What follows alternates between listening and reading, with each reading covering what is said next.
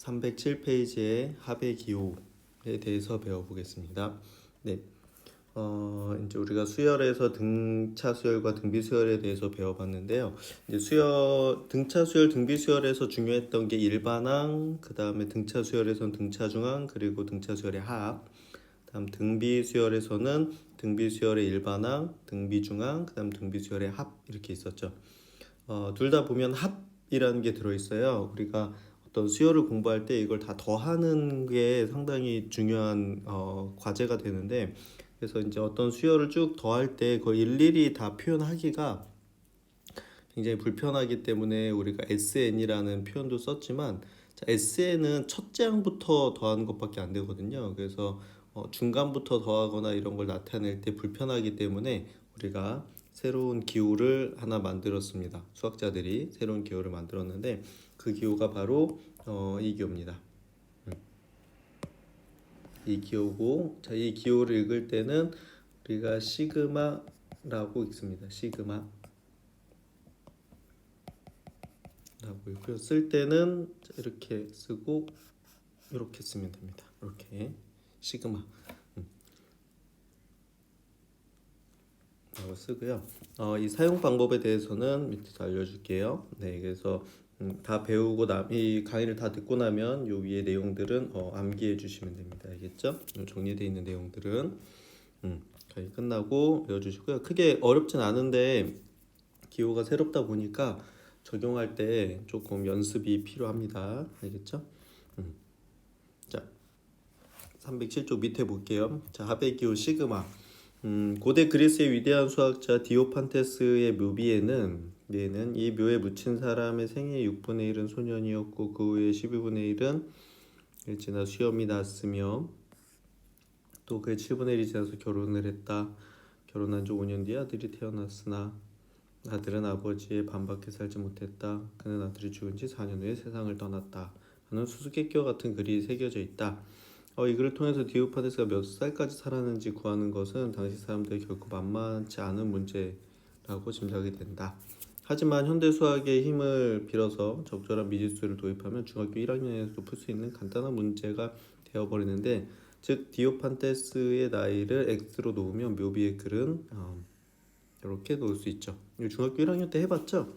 이게 수행평가로 보통 하는데, 이런 간단한 1차 방정식으로 표현이 돼요. 이처럼 적절한 표기법을 이용을 하면 주어진 상황을 잘 요약해서 우리가 효과적이고 간결하게 사고할 수 있게 됩니다.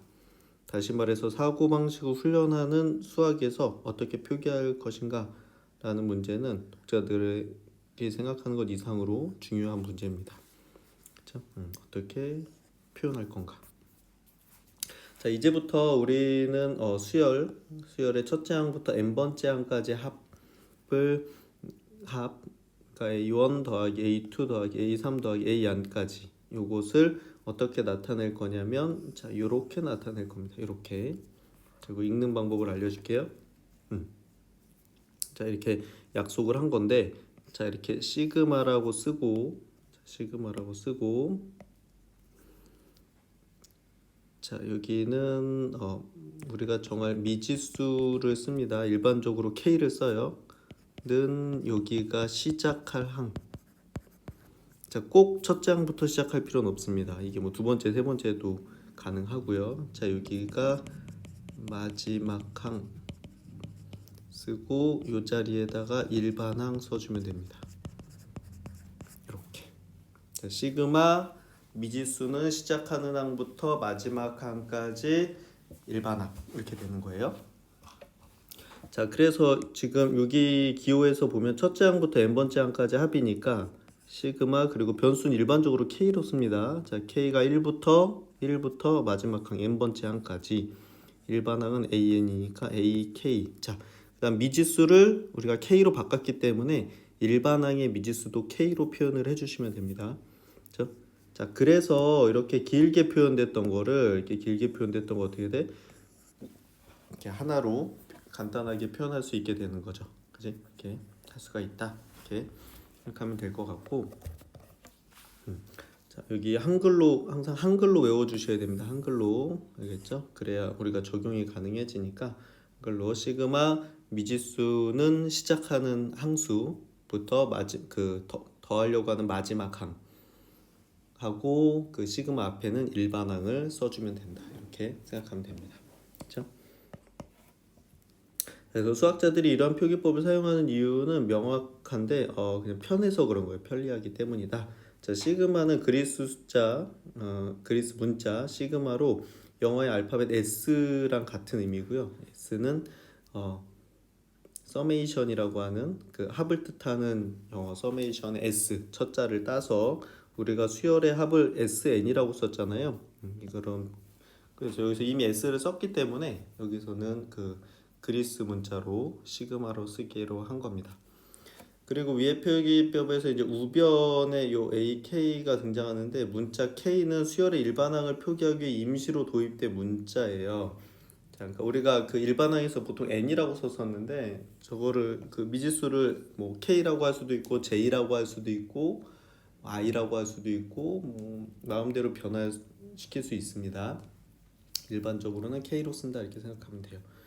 좌변에 직접 플러스 좌변에는 k가 전혀 나타나지는 않고 우변에서 수열의 일반항을 나타낼 때 상황에 적절한 문자 i나 뭐 m이나 이런 걸 사용할 수도 있다. 이렇게 요 미지수 자리에 i가 들어갈 수도 있고 m이 들어갈 수도 있어요. 그 대신에 여기 i가 들어가면 요 일반항에 여기 i가 들어가죠. 여기 m이 들어가면 여기 m이 들어가고 이렇게 하면 됩니다. 자, 그래서 이제 거기 정리되어 있는 게 여기 있어요. 여기 자, 종합을 해보면 시그마 속에 담긴 의미 시그마 K는 지금 여기가 1이라고 하는 게 이게 시작하는 항 그 시작항이에요. 첫 번째 항이 아니라 그리고 n이 더하려고 하는 마지막 항. 그렇죠? 그다음에 여기가 그 변수 미지수 하고 여기가 일반항을 써주면 됩니다. n 대신에 k를 대입했죠. 그 이유는 여기서 k로 했기 때문이야. 알겠죠? 자, 그래서 이렇게 표현할 수 있기 때문에 이걸 그대로 풀었을 수도 있어요. 자, 풀어 쓰는 걸 한번 연습해 볼게요.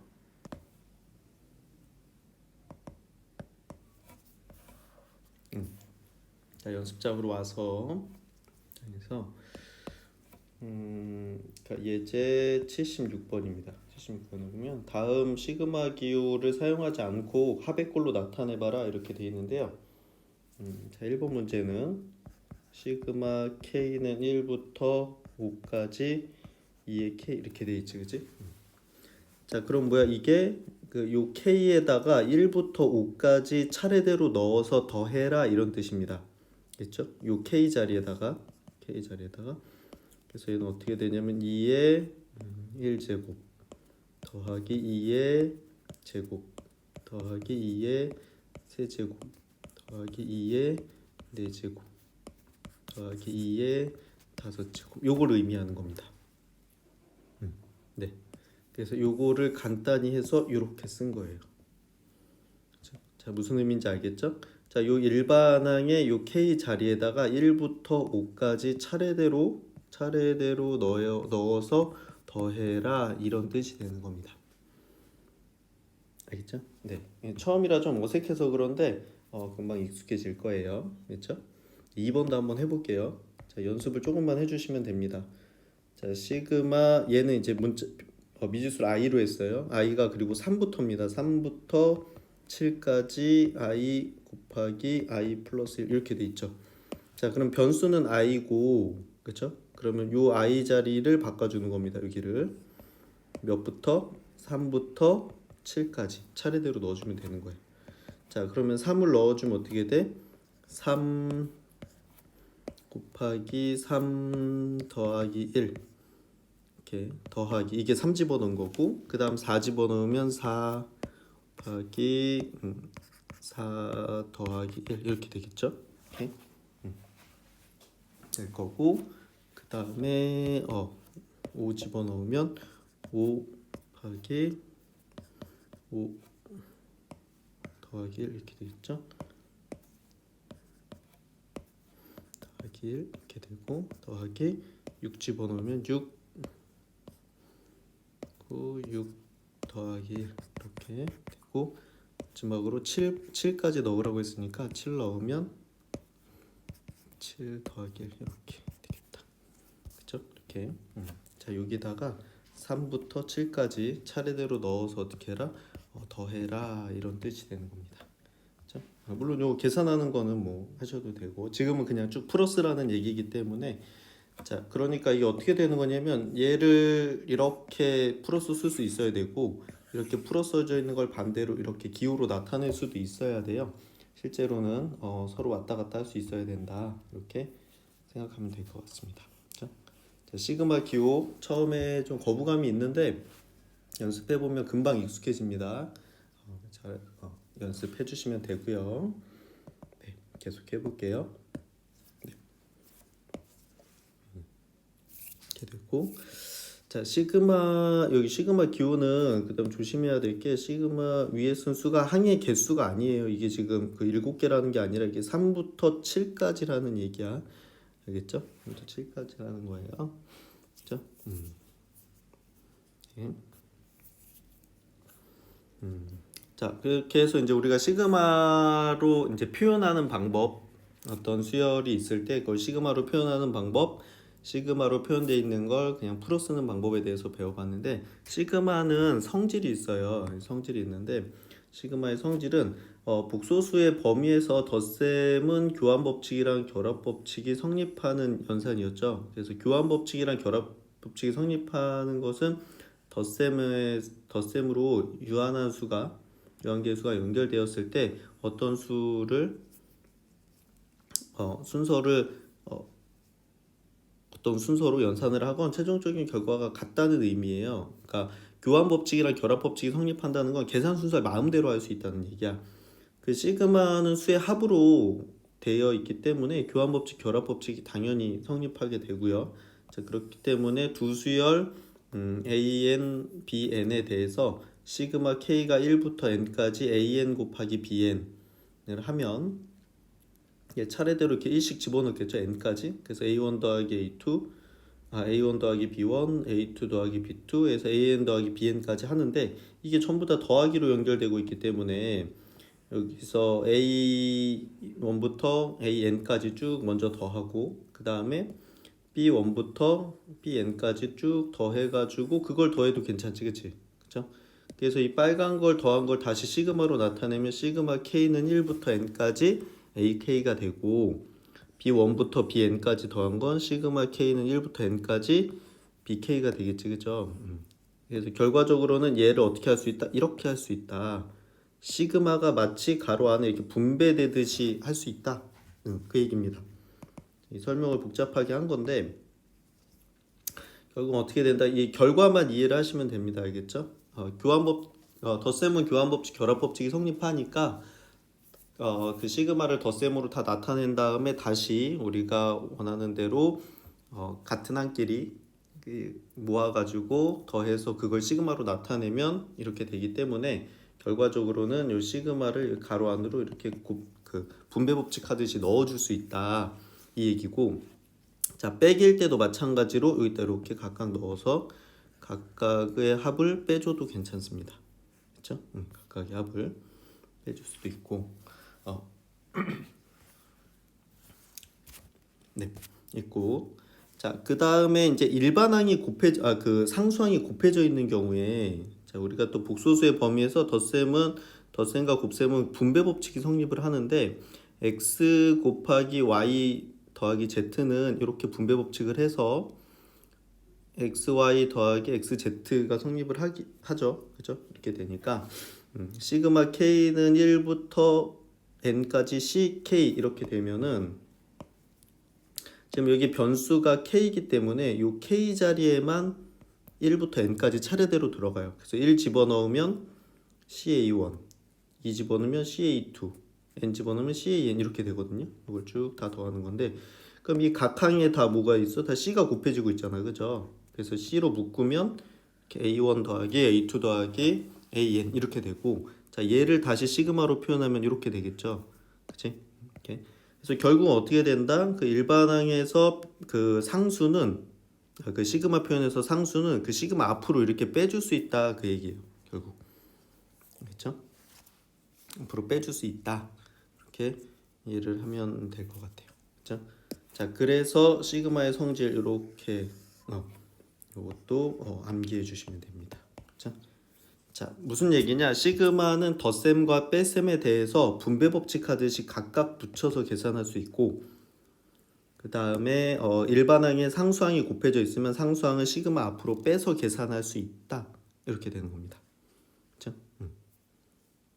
괜찮죠?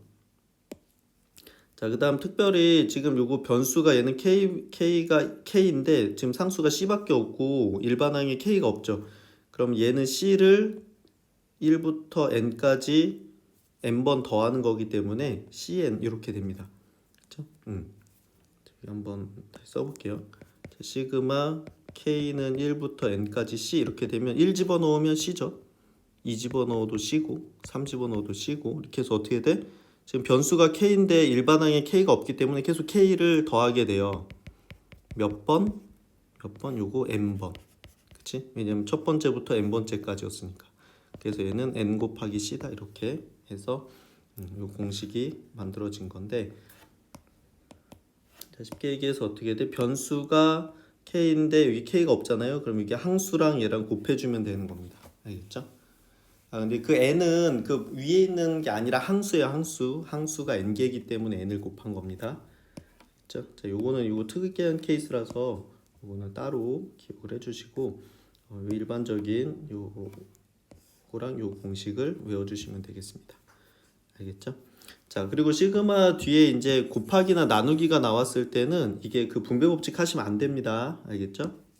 자, 언제만 된다? 이거 더하기 빼기일 때만 가능한 거야. 자, 아무 때나 곱하기 나누기일 때 갖다가 시그마를 각각 붙이시면 이거 또 계산이 잘못되니까 좀 주의를 해주세요. 알겠죠? 자, 문제를 가지고 한번 연습해 보겠습니다. 네, 예제 77번입니다.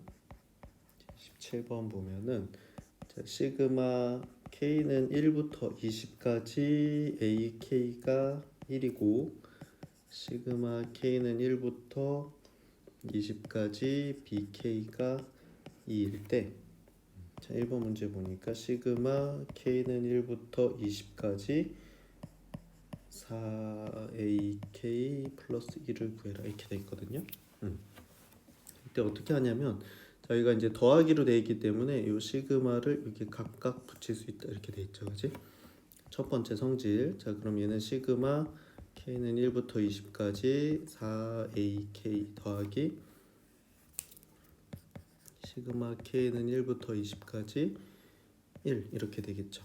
그죠? 이렇게 되고, 자, 그 다음에 이렇게 일반항에서 K가 변수인데 K는 여기 있지만 얘는 숫자죠. 그럼 숫자는 시그마 앞으로 다시 뺄 수 있다 이렇게 얘기했지, 그지? 그래서 얘는 4 곱하기 시그마 K는 1부터 20까지 AK 더하기, 자, 그 다음 얘는 변수가 K인데 여기는 K가 없죠, 일반항에. 그럼 얘는 1을 첫 번째 항부터 20번째 항까지 다 1 더하기 1 더하기 1 더하기 이렇게 해서 1이 20개 나오게 되잖아요. 그래서 요거를 계산을 하면 어떻게 된다?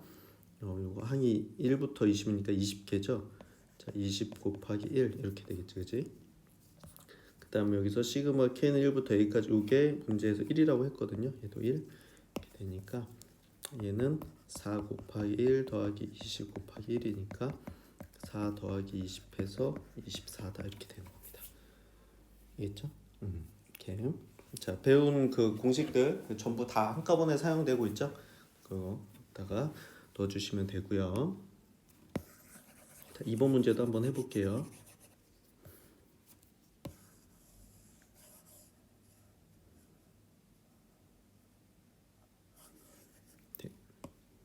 네.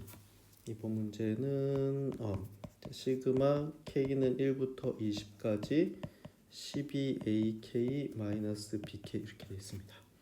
자, 역시 이 시그마를 여기 지금 빼기로 되어 있기 때문에 여기랑 여기다 이렇게 각각 붙여서 따로따로 써줄 수 있겠지.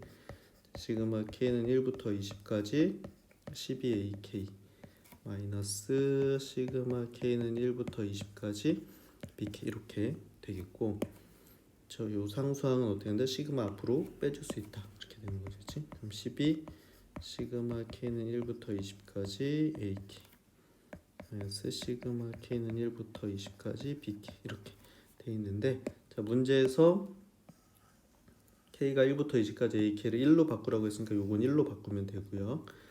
자 그 다음에 요거는 2죠. 시그마 K는 1부터 BK까지 요거는 2니까 2로 바꿔주면은 12 곱하기 1 빼기 2 이렇게 되니까 12 빼기 2에서 답은 10이다 이렇게 되는 겁니다.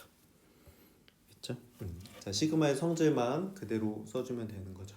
이렇게 할 수 있겠죠? 이렇게 연습을 해주면 되고, 자 오늘은 지금 시그마의 표현법, 그죠?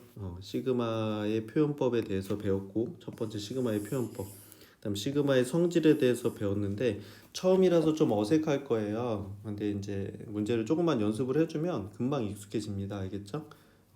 그리고 다음 시간에는 이 시그마에 관련된 공식이 네 가지가 나와요. 그 네 가지 하면 요 수열의 기본적인 단원들은 끝나게 됩니다. 알겠죠? 오케이 되니까 자 오늘은 여기까지 연습을 해주세요. 알겠죠? 네, 수고했습니다.